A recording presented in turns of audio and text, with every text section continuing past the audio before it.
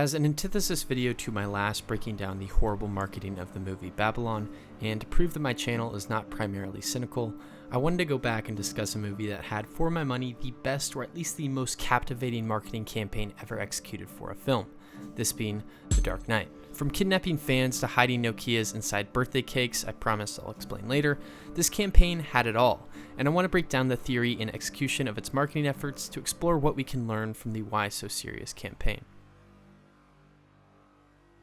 Perhaps this shows my age a little too much, but The Dark Knight is, I think, the first movie that I was actively stoked to see in theater. Not showing up in full Joker costume stoked, but pretty damn stoked.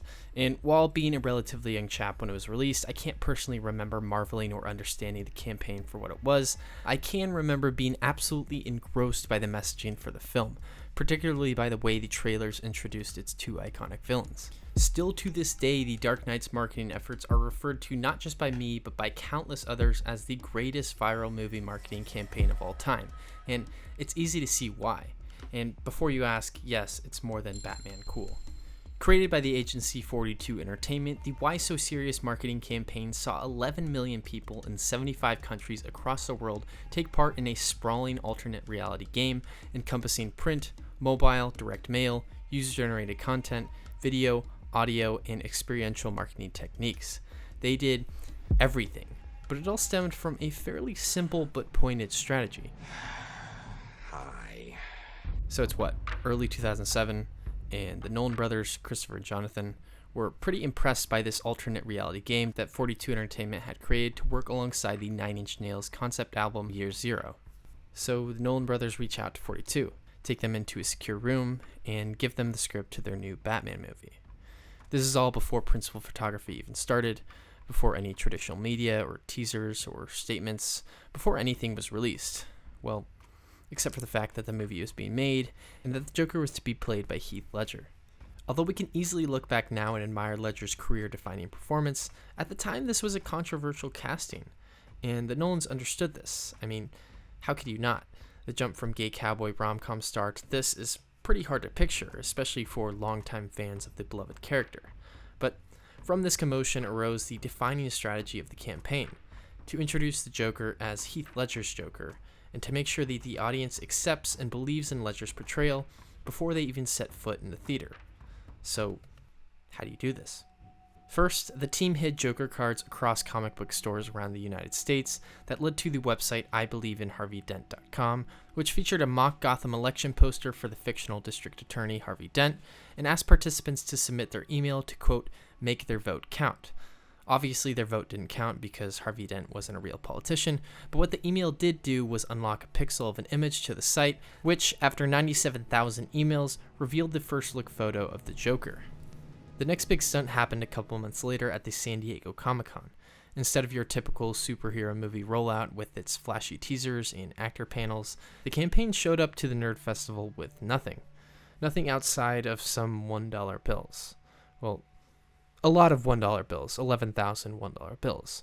And they took these bills, all 11,000 of them, and marked them up with the Joker's image taking over the portrait of George Washington and the phrase "Why So Serious" written all over the text. And to distribute the money, Comic-Con actually allowed the bills to be introduced into their banking system, so these Joker dollars found their way into vendors across the convention and into the hands of thousands of unsuspecting fans. So sure, you could fly Christian Bale in to make an appearance for an hour, but with that same money you could do something like this, something that really gets people talking. And I forgot to mention, while this is all happening, outside the team had jets fly overhead writing a phone number in the sky. When curious participants called the number, they received a recruitment message from the Joker, which sent 650,000 people on perhaps the largest online integrated scavenger hunt ever embarked upon. Just hours later, one of those people whom the agency identified as the most diehard Batman fan got to become a crucial part of the campaign's mystery, with two actors dressed as mob men taking him out of the crowd and into a black SUV, with consent, I assume. From there, they transported him to an undisclosed location and took crime scene photos in some ditch pretending he was dead, updating the website with a police report to spur the next chapter of the game. One of the more interesting things the game led to were 22 phones hidden inside 22 birthday cakes, which foreshadows the cell phone placed inside the stomach of the man whom the Joker uses to free himself from jail. Like their inclusion in the film, the Cake cell phone served a major purpose in the game, eventually leading those select participants to an early screening of the opening bank robbery scene of the film. And if that's not an amazing way to reward fans for their passion for the character, then I don't know what is. And it's not just the Joker getting all the support. You remember the website IBelieveInHarveyDent.com? Well, that now has hordes of people across the country marching in support of a fictional district attorney during an actual major election. Moral of the story, if you can get people to do all this, then you can get people to purchase a movie ticket. Why this campaign deserves all the praise in the world isn't just because of its creativity and outside-the-box guerrilla marketing tactics. For one, the campaign itself did an excellent job of enriching the world of Gotham, filling in gaps between the first movie and the new film, and giving backstory and character motivations to the Joker and Two-Face. Everything from the Gotham Times newspaper that was released to the hundreds of websites manufactured for the game were rich in clues, foreshadowing, and details that not only served the purpose of generating hype, but also ensured that participants had a more rewarding movie-going experience as they felt like they were a part of the story. The design of the campaign is also just so impressively elaborate, perfect for generating organic hype in a pretty lean manner, as it allows the most passionate fans to be as involved and stimulated as they want to be, and for the marketing to not waste excess amounts of money and energy trying to reach anyone else, at least in these early stages. Michael Borys, Vice President of Interaction and Game Design at the agency, describes this as giving the players ownership, making them responsible by giving them meaningful things to do within the city of Gotham. And when you have this, especially if you're planting the seeds as early as they did for this movie, you will inevitably reach those larger audiences and do your job to convince the world that Heath Ledger is the real deal, especially with the overwhelming approval coming from that core audience. And before I wrap this up, I want to illustrate that you don't even need to be a good movie to get people into seats. That's why many of the comments in my last video saying, well, Babylon was trash, so there's nothing really marketing could have done, are kind of missing the point. Don't get me wrong, being a good movie, generating positive word of mouth is literally more important than anything in the known universe.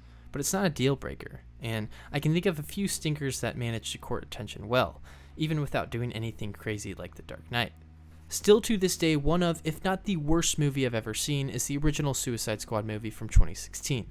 And it's a damn shame because my 16-year-old self at the time was hyped beyond belief for an edgier, more subversive superhero movie, and this is because the film's marketing campaign had that insight. Everything from its Bohemian Rhapsody scored trailer to its neon graffiti posters made this seem like an unprecedentedly cool, youthful, and dare I say punky comic book movie, which felt even more enticing as it was coming from such a large established studio in Warner Brothers. I mean, even the little things like the logo animations in the trailer were just awesome. It's really impressive when the marketers can say more about a movie's attempted essence and tone than the actual film itself, with the first two trailers sufficiently explaining the premise, conflicts, characters, and mood, while revealing hardly anything.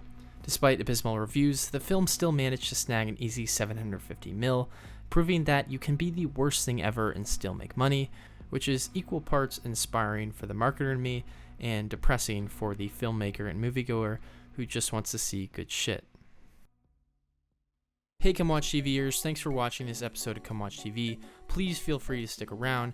If you like this video, you should probably check out my last, and while you're doing that, you might as well just watch all of them. Let me know your favorite movie marketing campaign down in the comments, and please like and subscribe. Thanks guys.